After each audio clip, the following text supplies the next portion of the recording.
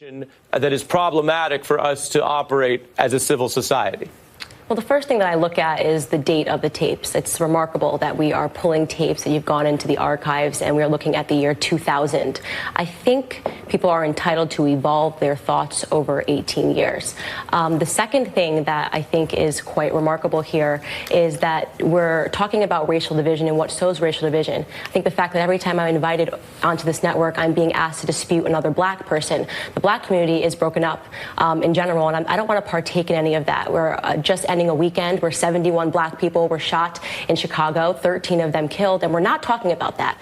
Instead, we're talking about old tapes. We're going to talk about all that. You have a problem? No, we're not. I have a problem that we're doing wall-to-wall coverage on two with who you're appearing on this. No, I don't have a problem with him. Candace, you have a problem with who you're appearing on this segment with? No, I'm actually respectfully saying to him that we should both decline tearing apart the black community for the sake of television. And because MSNBC always invites me on to do that, I am declining to do so when our community is mourning the 71 people that were shot over the weekend. We need to stop this warfare and come together and talk about things that matter. And what is going on in Chicago is a bigger topic and should be a bigger topic on this network than what Trump said 18 years ago and whether or not it means that people change over 18 years, which, shocker, guys, they do.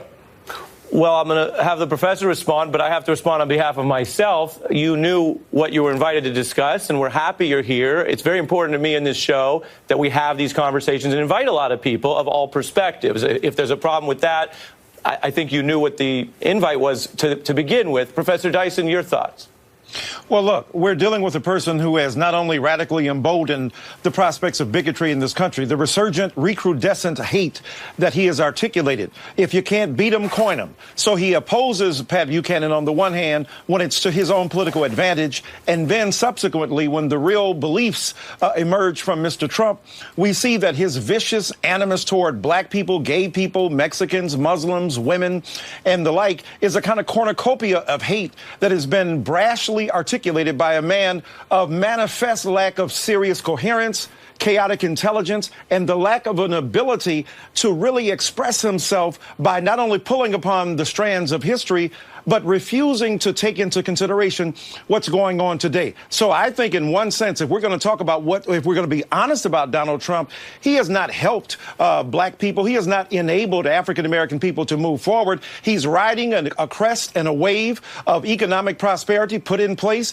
by his predecessor, Barack Obama. He has refused to acknowledge the centrality of police brutality and unarmed black people being assaulted by people in this country. So the reality is that Donald Trump, while claiming through rhetoric to be for the blacks, what he has done is undermine the capacity of African-American people to exist in a country where it's not only about the economic facts and the wherewithal that we contend with, it is about the tone. It is about the rhetoric. It is about the atmosphere that has been unleashed here. And Donald Trump has done something very dangerous and destructive. He can't see the difference between an anti-fascist and a person who supports it. He can't see the difference between somebody who's against black people and who is for them. So when he draws false equivalencies between both sides, he negates the ability to say, look, I believe in rational civil discourse in America, but I take a side morally and politically. We are now 53 years to the date. For a quick second. 53 years, let me finish this. 53 years beyond the date of the voting. Let me finish this. We'll go to the professor and then we'll go back to you, Candace. Professor Dyson, you can finish and then we'll go back to Candace. Here we are 53 years past the Voting Rights Act.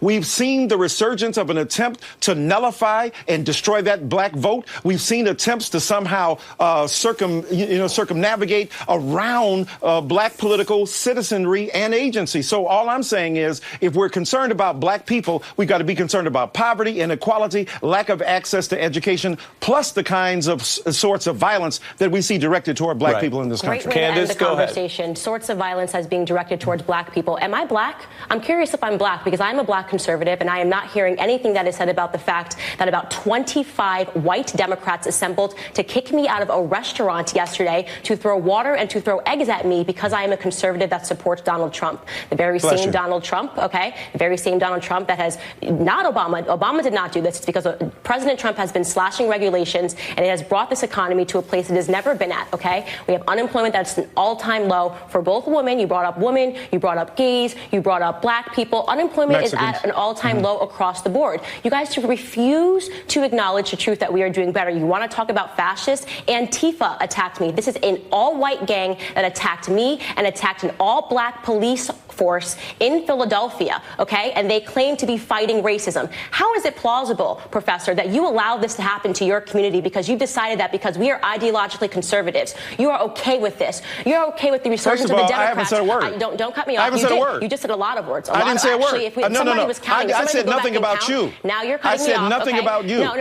I find what happened to you reprehensible, by the way. I still have to keep it going. Candace, we're going to take a pause. Candace, I didn't get to finish. You just went on for 5 minutes straight. You are attacking your argument that you just made. But if you're calling out the professor, I have to give him time. So Candace, go ahead. Liberals have been attacking conservatives, and you guys say nothing about it. Blacks were attacked yesterday, okay? And they were attacked because they support Donald Trump. Black support for Donald Trump has doubled since this time last year. You guys can try to pretend that he is pushing in a racist era in this country when, in fact, we know the Democrats are the racists, have always been the racists. The parties never switched, and you should know this as a civil rights person. You know the history. You know the people under the hood of the KKK. Let me respond. Were Candace, Democrats, and the party never switched. And Candace, I'm going to give the professor a chance to respond. You should defend what happened to me yesterday and defend our community being attacked because we support Donald Trump, because we understand that we have better economic opportunities under him than we ever had in Obama. And shame on you for crediting Obama. Candace, I'm going to give the professor a chance to respond. Under his administration, he allowed the bloodshed, and Trump wanted to send the National Guard, and the Democrats stopped him. I'm really done with this. I'm done with this I don't want to have narrative. to talk over people, but we have to go back and forth. Let's talk about the facts. Candace, we're going to have to take a pause there.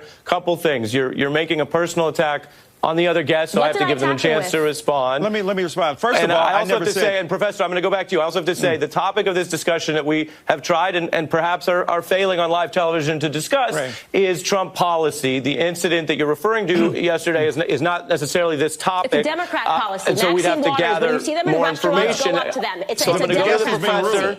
Professor, you get a chance to respond, sir. First of all, I never said anything about Ms. Owens. I never directed any animus, any particular rhetoric, any conversation toward her. So first of all, when she say you allowed it, first of all, I'm not God. I don't control the universe or weather. I don't control the atmosphere, geology, or geography. So I did not point these people toward you. I think it's reprehensible that any human being is, if you will, put out of a particular establishment because of her ideology. I think that that's problematic. So I did not suggest that. Number two, yeah, you are black and I am black. But that doesn't mean that automatically we agree with everything. Of course not. We should Let me respect finish. one another. Now, what I'm saying to you is that when you talk about me as disrespectful, here's what's interesting to me.